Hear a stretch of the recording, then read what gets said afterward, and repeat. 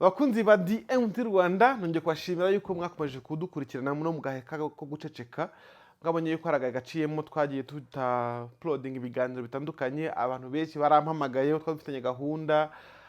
Ntago byakunze pe, ntago byakunze kubera ko hari umwana umwe wazanye nyine akavuye muri business yacu, akavuye muri channel, akavuye mu buzima bwa buri munsi bwanje. Ibikoresho nyine arabitwara abe nyiba ku buryo bw'amanzaganya, ariko ubu ngubu turi kumukurikirana ku buryo bworoshye ko ubu ngubu ari hafi. Ariko ndabashimira yuko mwakomeje gukanda kuri subscription, abantu twariyongereye tumaze kuba umuryango mugari. Ndabashimira yuko mwakomeje gusharinga content yanjye ndetse mukaduha na comment mu buryo butandukanye, ndabashimiye. Uno munsi rero ndashaka gusubiza ikibazo kimwe gikomeye cyane. Umuntu wambajije ati ese bishoboka bite ko umuntu maze imyaka 30 mu rugo akora divorce? Bishoboka biti? Dawe wabyibaza. Gukora divorce mu by'ukuri tubizi nk'ibintu biba mu muryango yananiwe kumvikana kubw'impamvu zitandukanye, yabishingiye ku gucana inyuma hagati yabo se, yabishingiye ku gukoreshwa amafaranga cyangwa se gusebanya mu buryo bwinshi. Mbega urutonde rurerure rw'ibintu bikingirwa ngo divorce bayatangwa, harimo no guta urugo mu gihe cy'amezi runaka birahari, ariko turabizi neza byose.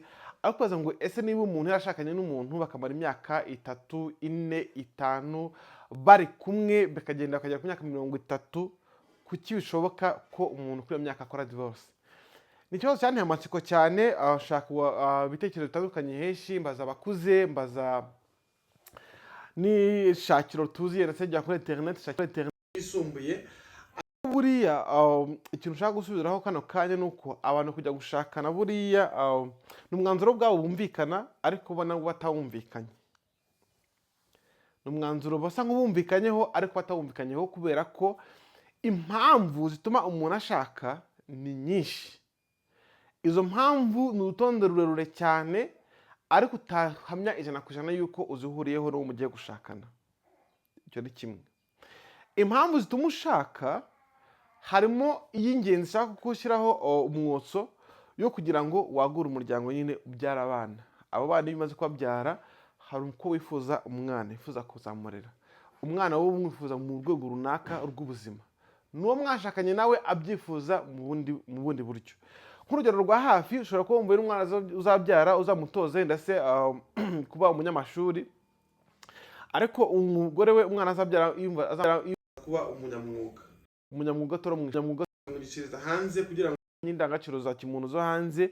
Ariko niba ari ikintu cyo gukora cy'umurimo w'amaboko akimwigisha ariko atamujyanye mu mashuri, ubwo byumvikane ko umwana wifuza azamukubyarira, ariko uburyo bwo kumurera bwo ntabwo mubuhuriyeho.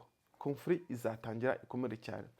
Ariko aho ngaho siyo mpamvu ya divorce ushaka kuvugaho noneho. Rero buriya iyo umaze gushaka kubw'impamvu zitandukanye wahisemo gushaka nyinshi zaguhate kujya gushaka, harimo ibituma ubona yuko inzozi zawe mu by'ukuri zitagikunze ahubwo zigiye kwangirika. Urugero, niba ujya gushakana n'umuntu mukajya no mu rugo, ushobora gusanga umuntu mushakanye hari uduco tugiye kwiyerekana atakwerekaga mbere yuko mushakana, ariko bitewe nuko mwaciye inzira ndende cyane yo kwiyerekana abantu bakababona, ari imiryango se utari ufite yenda, cyangwa se abantu bagushishikarize kushakana nawe, cyangwa se mbega mu mpande zitandukanye z'ubuzima, bikarangira wumvise ko nuba gutandukana na muntu ako kanya biri vuba cyane, bitanasona neza mu bantu, ukaguma aho hantu.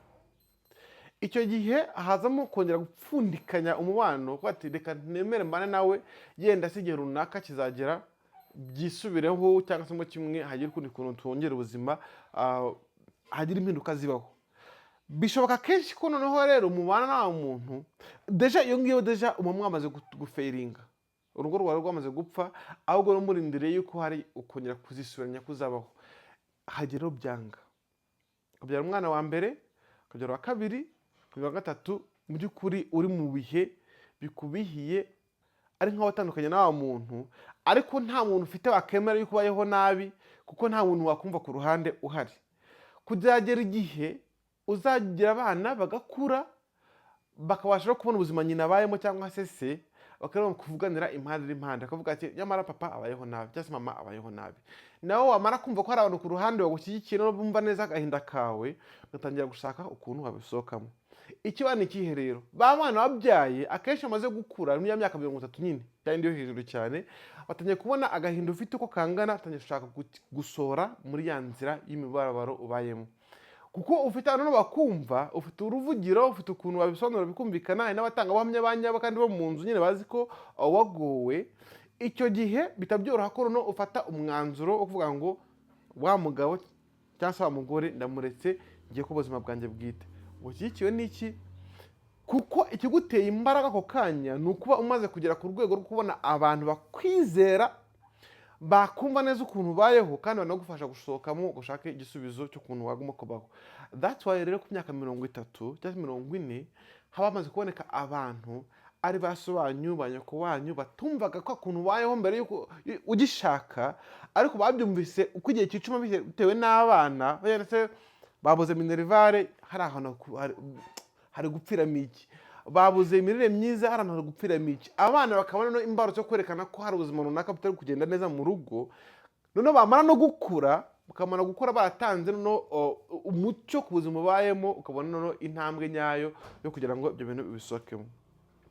That's why 10, 20, 30 divorce mu rugo y'abashakanye ishobora kuba kandi bagatandukana burundu.